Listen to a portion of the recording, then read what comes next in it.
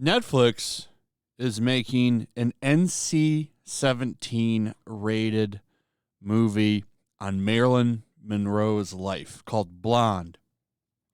I was kind of shocked to see that it's going to be NC-17 because a lot of movies don't get that rating. But I guess we're kind of in the age where it doesn't really matter if you have that. Now, usually a movie theater wouldn't carry an NC-17 movie. Say, we're not going to carry that. That means it's hardcore. We're not going to carry that. It's going to have all kinds of nudity and things, and we don't want it. Because as you can see here, it is going to have full frontal nudity, at least according to this part. And that will get you that score real quick in most cases. I'd imagine this is going to be kind of a touchy movie. If you know anything about her life, I don't think that they're going to pull any stops with that rating. But yeah, a movie theater typically wouldn't carry that. But I guess in today's day and age where it's all streaming, what does it matter anymore? You could pretty much just put it on a streaming platform and people will watch it anyway.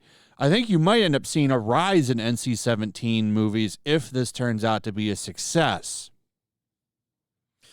But I can tell you one thing, it's probably going to offend some people. I mean, it's an NC-17 movie, and the subject is rather risque. So I have to admit, I like his response.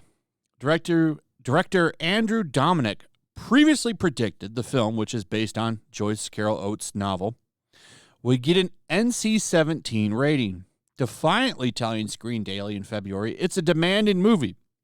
If the audience doesn't like it, that's the fucking audience's problem.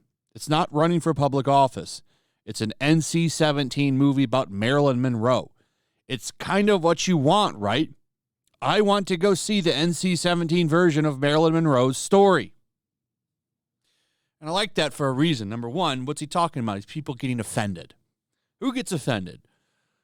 Woke morons on Twitter. And he's basically telling them to get lost. I don't care what you have to say. I don't care if you find it offensive. I'm going to tell the story that I want to tell. Isn't that what you want to see? Don't you want to see an NC-17 version of Marilyn Monroe's story? Yes. That's what I would like to see. And if I don't want to watch it, I just won't watch it. Instead, you have people on Twitter that will go crazy and wild and demand that it's taken down for everybody because they don't like it. We don't like it, so you don't even get to watch it. It's pretty much the way that the wokies treat everything. If it's not for them, it's not for anybody. So I like what he's doing here, and he doesn't quite say that, but that's what he's saying. He's talking about little babies that get offended by everything. He's saying basically doesn't really care. It's not running for office. I liked it. It's a little direct, but it works. He continues, though, and says the director also said Netflix insisted on hiring editor Jennifer Delame to curb the excesses of the movie, which includes a rape scene that was also in Oates' book. Oates' acclaimed 2000 novel is a 700-page fictionalized take on Monroe's life, which the New Yorker once dubbed the definitive study of American celebrity. Netflix has previously streamed NC-17 movies produced by other studios, such as 2013's Blue is the Warmest Color, but Blonde seemingly marks the first movie produced by Netflix to receive the hardcore rating. That's interesting. I didn't know that they were streaming NC-17 movies. So that's nothing new to them then. That's nothing new to them.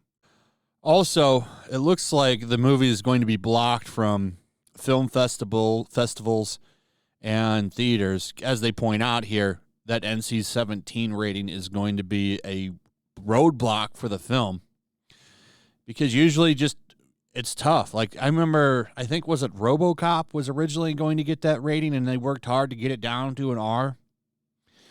I mean, theaters just won't play those movies because they're usually a little too much. Rarely for violence, mostly for sex and nudity is what gets you that rating.